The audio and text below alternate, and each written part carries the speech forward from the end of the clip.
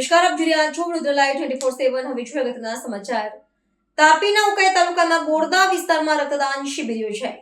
બોરદા ગામના યુવા આગેવાન રાજ વસાવા દ્વારા આદિવાસી જનનાયક બિરસા મુંડાની 150મી જન્મ જયંતિ નિમિત્તે રક્તદાન શિબિરનું આયોજન કરવામાં આવ્યું, જેમાં એલ.કે. પટેલ રક્તદાતા કેન્દ્ર વેરાના ડોક્ટર શાંતિલાલ ચૌધરી તેમજ જિગ્નેશ તંબોલી દ્વારા કુલ 50 બોટલ રક્ત એકત્ર કરવામાં આવ્યું.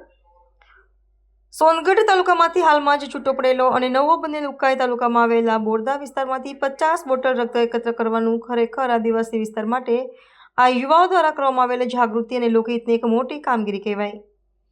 રક્તદાન શિબિરમાં તાલુકા પંચાયત સભ્ય રામસિંહ વસાવા, બોરદા માજી sarpanch Gambhir Vasava, Zari Amba deputy sarpanch Vilas Vasava, Borda PHC medical officer Sahil Vasava, યુવા આગેવાન જય વસાવા, મનીષ વસાવા, રવિ વસાવાની ઉપસ્થિતિના રક્તદાન શિબિર રાખવામાં આવ્યું હતું.